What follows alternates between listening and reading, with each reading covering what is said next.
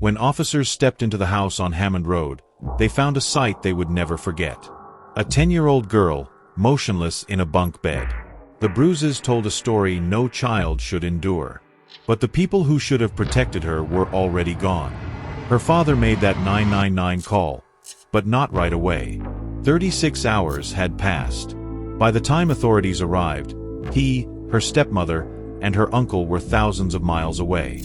What happened inside that home? Why was Sarah Sharif failed at every turn? And how did a young girl's suffering go unnoticed for so long?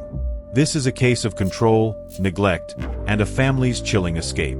Welcome to the Crime Catalog, where we explore the truths behind the headlines.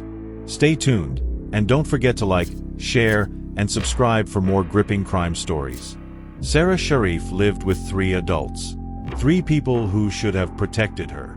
But instead of love, she found fear. Instead of comfort, pain. Her father, Irfan Sharif, controlled everything. His word was law. He had a history of violence.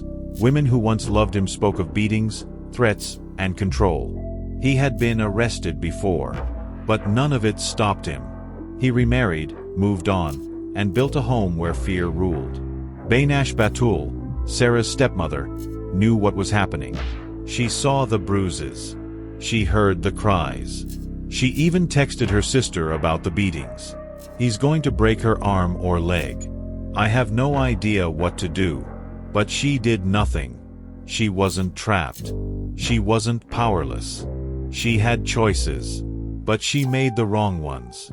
Then, there was Faisal Malik, Sarah's uncle. He lived in the same house. He ate at the same table. He watched a child suffer day after day, and never lifted a hand to stop it. Sarah had nowhere to turn. The walls of her home weren't just physical. They were barriers that kept her isolated. If she cried, no one outside would hear her. If she tried to run, there was nowhere to go. Her teachers noticed the bruises. Reports were made. Social services asked questions. But every time, the people inside that house had answers ready. Lies told with steady voices. Sarah was clumsy. She played rough with her siblings. Nothing was wrong. But something was. And it was getting worse. In August 2023, Sarah had been beaten so badly she couldn't move. Her body couldn't take any more. And as she lay there, in pain and struggling, the people in that house made a decision. They weren't going to help her. They were going to run. On August 9, 2023, Irfan Sharif, Baynash Batul, and Faisal Malik boarded a plane to Pakistan. They took Sarah's 5 siblings with them. By the time police found Sarah's body, they were already thousands of miles away. A little girl was left alone in a house where she had suffered for months. And the people responsible for it were gone. But they couldn't hide forever. Sarah Sharif didn't suffer in silence. The signs were there. The bruises. The exhaustion. The way she shrank into herself when certain questions were asked. Teachers saw it first. They noticed the marks on her arms, the stiffness in her movements. They watched her go from a bright, happy child to one who barely spoke. She would sit quietly, staring at her desk, lost in thought. When asked if she was okay, she gave the same rehearsed answers. I fell. It was an accident. But there were too many accidents. June 2022. A teacher reported the bruises to social services. Sarah said they came from a younger sibling. It was noted, but nothing changed. January 2023. Sarah returned from break wearing a hijab. No one in her family wore one. She never had before. But now, she did every day. Teachers suspected why. It wasn't faith. It was to cover the marks. March 2023. More bruises. This time, on her face. She told a teacher. Another report was filed. The investigation lasted 6 days. Then, it was closed. She was still breathing.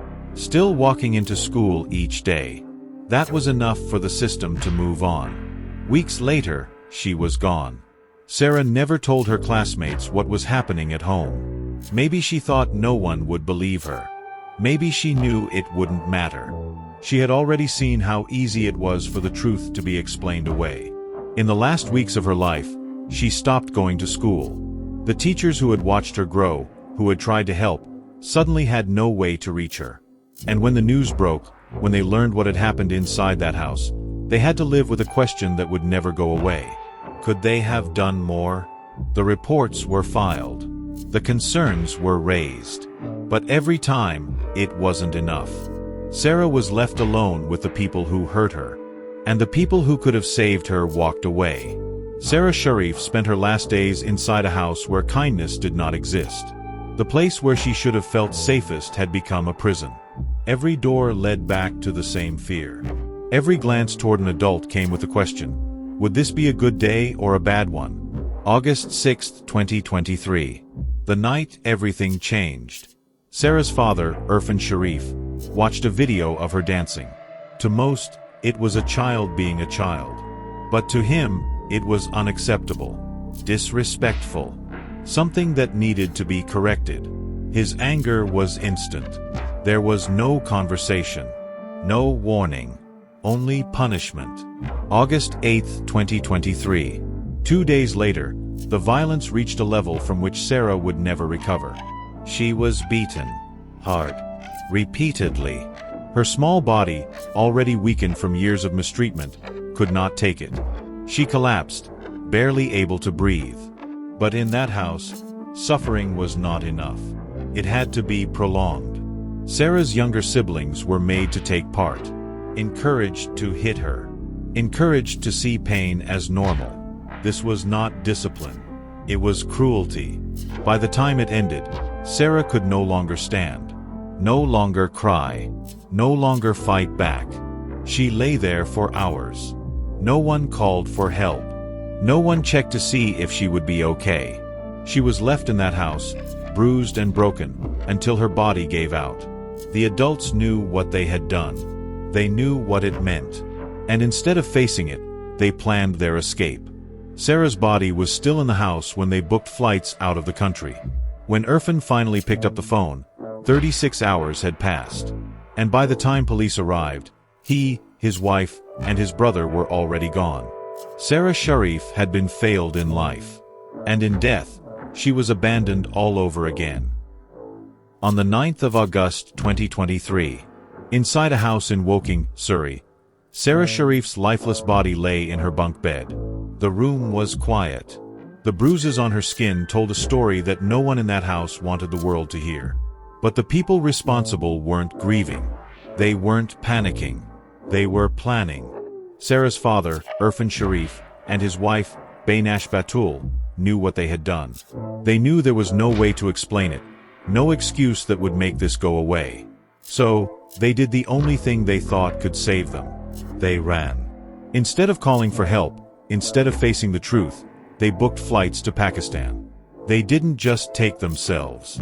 They took Sarah's 5 siblings, children who had seen what happened, children who would now be dragged into a life on the run. There was no time for hesitation. They packed what they needed, left everything else behind, and walked out of the house as if nothing had happened. They locked the door behind them. Sarah was still inside. Surveillance footage from Heathrow Airport shows them moving quickly, not looking back. Irfan, Bainash, and Irfan's brother, Faisal Malik, passed through security without issue. There were no alarms, no last-minute stops.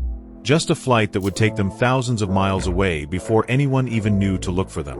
By the time they landed in Islamabad, Sarah's body still had not been found. August 10, 2023. A phone call. Irfan Sharif finally dialed 999. His voice was shaky, rushed. He told the dispatcher his daughter was dead. But there was no emotion, no urgency, no request for help. And when asked the most important question, who did this? He didn't hesitate. I did. The police arrived at the house within minutes. The front door was locked, the windows shut. They forced their way inside and found what had been left behind. Sarah, tucked under a blanket, as if someone had tried to make her look at peace. But the bruises, the broken bones, the marks of what had really happened couldn't be hidden. The house was empty. The people who did this were gone. But they couldn't hide forever. The moment Irfan made that call, the search for him and his family began. Authorities in the UK and Pakistan were alerted. Pressure mounted. The case was no longer just a local tragedy. It had become an international manhunt. Would they be caught? And if they were, would justice come soon enough? The moment Irfan Sharif made that 999 call, the race to find him began. Authorities in the UK wasted no time. A child had been found dead, and the only people who could answer for it were already thousands of miles away. Interpol was alerted. Pakistani authorities were contacted. The world now knew the names of Irfan Sharif, Bainash Batul, and Faisal Malik. Their faces were on screens, in newspapers, across social media. But despite the growing pressure, they had disappeared. For over a month, there was no trace of them. They had arrived in Pakistan on August 9, 2023, just hours before Sarah's body was discovered. They didn't check into hotels. They didn't board another flight. Instead, they vanished into a network of family connections, moving from house to house, shielded by relatives who claimed they were innocent.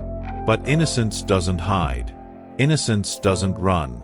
Pakistani police were given a clear directive: find them. September 2023. The raids began. One house after another. Doors kicked open. Rooms searched. Family members questioned. Authorities were closing in, and the fugitives knew it. For weeks, they had relied on the loyalty of relatives, but loyalty comes at a cost. Pressure from the police, from the media, from the international community, was mounting. If they were caught in Pakistan, they would face a legal system far less forgiving than the one they had fled. The walls were closing in. On September 13, 2023, Irfan Sharif, Bainash Batul, and Faisal Malik made a decision. They would return to the UK. Not because they wanted to clear their names. Not because they were ready to face the consequences. But because they knew it was the only way to avoid something worse. Their flight landed at Gatwick Airport. Police were waiting. Cameras captured the moment they stepped off the plane. There was no struggle. No words exchanged. Just three people who had spent weeks running, now walking straight into custody. Handcuffs clicked into place. They had nowhere left to go. The trial was set. The evidence was overwhelming. And for the first time since Sarah had taken her last breath, justice was within reach. Her voice had been ignored in life. But in death, the world was finally listening. Sarah Sharif had dreams. She wanted to be a singer. She wanted to stand on a stage, hear the applause, and know she was meant to be there. She had no idea that her time was running out. That the people she trusted most would be the ones to take everything away. Her case is more than a tragedy. It is a failure. A failure by those who should have protected her. A failure by a system that saw the signs but let them slip through the cracks. For months, her bruises were explained away. Her sudden absence from school was accepted. Reports were made, cases were opened, but time and time again, the people who could have saved her walked away. And when the truth finally came out, it was too late. But this time, the world didn't look away. Her father, Irfan Sharif, was sentenced to life in prison. He will serve a minimum of 40 years before he can even ask for freedom. Her stepmother, Bainash Batul, was also sentenced to life. She will serve at least 33 years. Her uncle, Faisal Malik, was found guilty of allowing Sarah's abuse. He will spend 16 years behind bars. They will never hurt Sarah again. But the question remains, was it enough? A child was ignored, despite all the warning signs. The same system that should have stepped in, that should have protected her, closed the door and left her alone with the very people who ended her life. Could this have been prevented? Should the sentences have been longer? And what about the children still out there, living the same reality Sarah once did? Sarah Sharif wasn't the only child in that house. She had siblings, 5 of them. Yet, she was the one singled out. The one who bore the worst of the abuse. The one who never made it out. Why? Sarah was different. She was the daughter of Irfan Sharif's first wife, Olga. For most of her life, She lived with her mother in a home where she was cared for after her parents divorced. But that changed in 2019, when Irfan gained custody. Sarah was moved into a house where she no longer belonged. Baynash Batul, Irfan's second wife, had her own children with him. They were her priority. Sarah was not. From the start, she was treated as an outsider. She was given more chores than the others. She was punished more harshly. If there was trouble, it was Sarah's fault. She became a target in a household where power and control mattered more than love. But the cruelty didn't stop with the adults. Sarah's younger siblings were made to take part. Irfan and Baynash encouraged them to hit her, to treat her the way they did. It wasn't just abuse, it was humiliation. It was a way to make sure Sarah never felt safe, not even among the children she should have been able to trust. She had no one.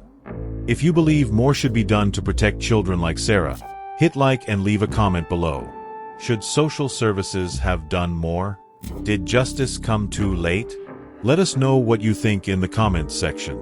This is the Crime Catalog. Please share this video. You never know who might need to hear it. Thank you for watching.